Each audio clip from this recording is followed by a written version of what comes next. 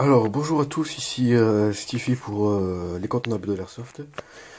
Alors aujourd'hui on va démonter une Gearbox V3, démonter et aussi faire le premier nettoyage de la réplique, quand la réplique est neuve, nettoyer l'intérieur. Alors commençons tout de suite par le listing de ce qu'il faut avoir. Donc tout d'abord bien sûr la graisse à avoir, et les clés à la vis, pas besoin. Il va falloir par contre un tournevis avec un embout étoile. Embout hexagone en étoile. C'est indispensable pour démonter la carcasse de la réplique. Ensuite, les cruciformes, tournevis plat pour démonter pour séparer la réplique. Donc, on va d'abord commencer par débrancher les cosses moteur et les vis. Les deux vis qui sont là pour enlever le moteur. Ah, donc, les cosses, la noire, la rouge, vous voyez, vous débranchez et vous dévissez ici. Une fois que vous avez enlevé le moteur, on va enchaîner avec les vis à enlever.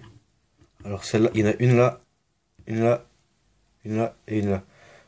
Vous enlevez les vis, ensuite vous enlevez le sélecteur. Donc le sélecteur tout simple, il faut une cruciforme, vous démontez là. Ensuite la première partie va s'enlever. Ne perdez surtout pas la partie qui est en dessous. Vous gardez tout à côté. Ensuite vous dévisez ça. C'est la dernière vis qui maintient la gearbox en place. Et ensuite vous pourrez séparer la gearbox. Alors une fois ceci fait, il vous reste plus qu'à enlever l'oreille qui est en haut. Bon, moi j'ai déjà enlevé l'oreille qui est en haut avec le petit bitonio, ça, qui sert à bloquer la culasse. Et faites attention en l'ouvrant, toujours le ressort. Sauf que là on peut pas. Là vous ouvrez un petit peu, vous allez un petit peu ouvrir derrière. Et une fois que c'est un petit peu ouvert, vous mettez le tournevis pour empêcher le guide ressort de partir. Sinon, sauf si vous avez peur de vous prendre le ressort dans la figure, et vous risquez de perdre des pièces. Donc ensuite, pareil, la gâchette, faites gaffe, parce qu'elle est assez chiante à remettre. Donc voilà, vous séparez le tout, et je vous reprends après. Donc voilà, la gearbox séparée en deux. Le deuxième bout de casse-casse est ici. Comme la dernière fois, vous allez d'abord commencer par enlever le ressort ainsi que le piston. Vous allez enlever le petit ressort qui tient le tappet plate. Ensuite, sortir le cylindre avec le tappet plate. Sortir les gears.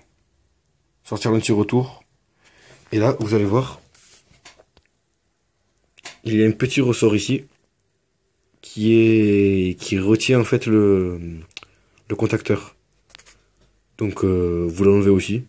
Comme ça vous pourrez démonter le contacteur et nettoyer la partie. Voilà. Je m'en occupe et je vous reprends après. Donc voilà, à la fin vous arrivez à quelque chose comme ça.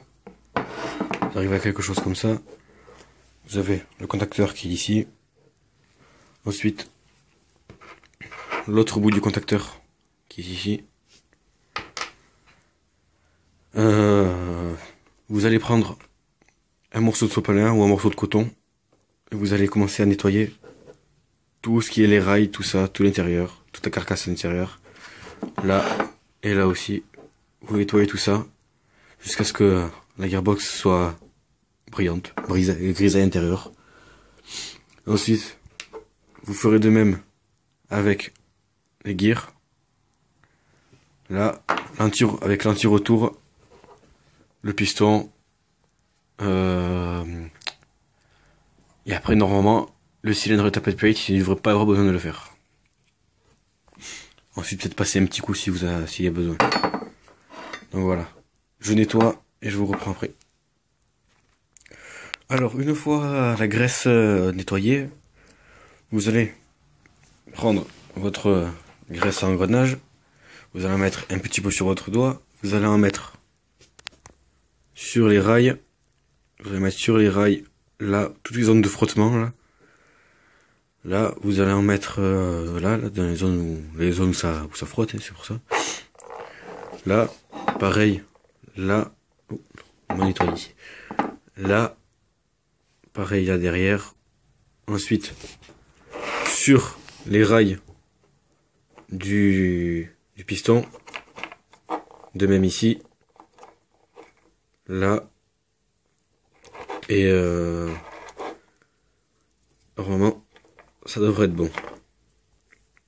Et bien sûr, oui, vous repassez un coup sur les engrenages. Donc, je vous reprends après.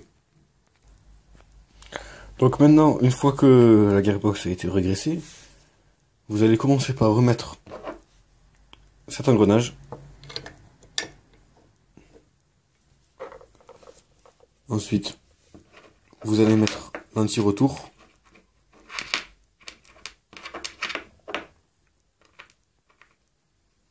Voilà, si tu vas mettre. Vous allez récupérer l'anti-retour. Vous allez le mettre là. Vous le laissez là pour l'instant. Ensuite, vous allez mettre celui-là, dans le bon sens bien sûr. Vous allez le mettre là, dans cette position, à peu près.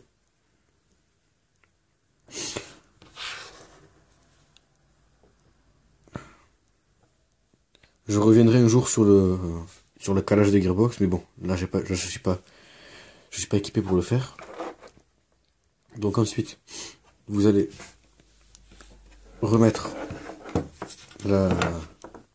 réinstaller le contacteur, mettre à sa place. Une fois qu'il est remis à sa place, vous allez y réinstaller ça dedans et avec le ressort, vous allez l'attacher là et là. Donc je le fais et je vous reprends de suite. Alors voilà, j'en ai aussi profité pour réinstaller le cylindre et un nozzle avec le tappet plate. Alors là, si vous voyez bien, on voit le petit ressort là en face. Là, ensuite j'ai réinstallé aussi le ressort du tappet plate. Donc maintenant, il ne vous reste plus qu'à remettre le piston et à remettre cette pièce en faisant bien gaffe de tirer l'anti-retour pour pas qu'il fasse n'importe quoi. Donc ensuite, donc je fais ça et je vous reprends pour le remontage de l'extérieur qui ne devrait pas être compliqué. J'allais oublier pour la gâchette, pour la queue de détente ou sinon, là, il y a une petite entrée voulant cocher dedans. Vous l'encochez dedans et ensuite ça vous le rentrez là et après ça tient tout seul normalement. Donc vous le verrez de suite si c'est bien tenu ou pas. Donc après faites gaffe qu'il sauce pas aussi parce que par rapport au ressort il peut partir facilement. Et après vous pouvez fermer la gearbox plus rapidement. Vous pouvez fermer la gearbox. Alors une fois que vous avez remboîté le truc, vous revissez là et vous réinstallez le moteur ainsi que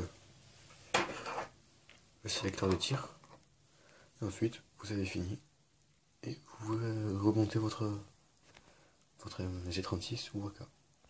Voilà, c'est tout pour moi. Merci, au revoir.